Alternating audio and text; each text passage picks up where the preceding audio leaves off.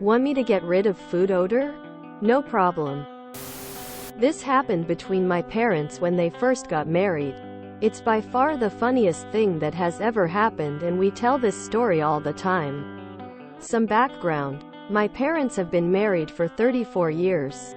They met in my dad's hair salon when my uncle needed my mom to come with him to get his haircut. My dad saw my mom and it was like love at first sight for him. My dad asked my mom out 3 times before she said yes. They dated for 4 years, got married, and had 2 daughters, my older sister and I. Within these 34 years of marriage, they did face hardships that brought them closer than ever. Currently my dad is a retired pastor, retired box plant worker, and retired beautician, and my mom is a homemaker. The way our household is traditional, Christian, and loving. My dad is the head of the household and my mom is always behind him as his everything. However, my mom makes all of the decisions for the household so that it can run smoothly. It's not too extreme of what some of you may think. Some people would disagree with this, but that's how I've been seeing it my entire life, and it works. Everyone's household dynamic is different. I heard from my mom tell me that early on in their marriage that there have been some situations where my dad tries to show my mom that he's more dominant than her, knows more than her, etc., due to him being much older than my mom. But it never works out in his favor. On with the story. When this happened, both of my parents at the time were working. My dad worked at a box plant and my mom worked at another type of factory about 30 minutes out of state. One evening my mom was making a 2-headed hot plate dinner for her and my dad. My mom loves to cook and she is amazing cook. That woman cooks the best meals. Like a Southern Sunday dinner type of meals.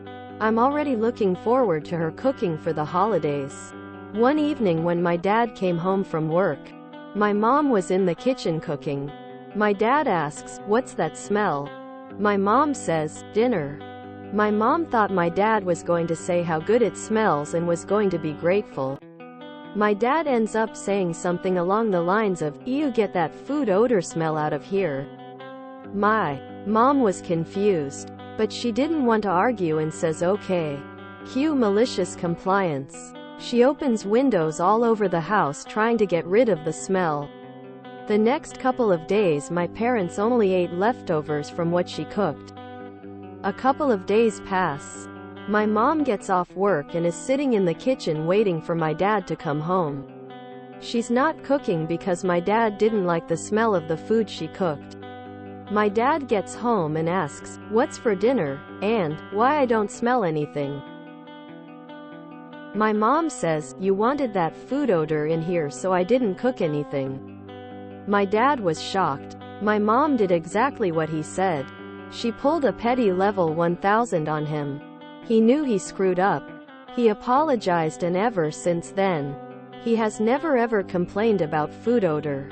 He actually looks forward to the smell of my mom's cooking every time and wants the whole house to smell like her cooking. Now my dad doesn't even think about trying to test my mom or anything anymore. He knows he's going to lose. He's lucky he has 2 adult daughters that will help him on what he can say and not say to mom. We tell this story a lot and people love it because of how funny it is. Cold sweat smile, cold sweat smile. Their sense of humor has helped keep them loving and strong during rough patches. I can see that from this example. Glad you had such a loving and wonderful upbringing. Smiling face with open hands, smiling face with open hands, smiling face with open hands. One of my prenuptial conditions was that cabbage was never going to be cooked in a kitchen where I lived with her. "I'll take you out for German food whenever you want, but don't boil cabbage in my house." What is a 2-headed hot plate? What's the age gap? My dad was like this. One time he got pissed because he could smell the bacon I was frying. Bacon. Of all things. I mean, I could understand not wanting to smell collards. But bacon? I hope you tell them a shorter version. You've included life and employment history and even brought religion into the story. All of which are irrelevant. With a story that length, you need a better payoff than she stopped cooking for a few days. Reminds me of something I heard my very Greek boss say once. Sure, Greece is a fairly traditional patriarchy with men wearing the pants in the relationships. But their wives pick those pants out every morning.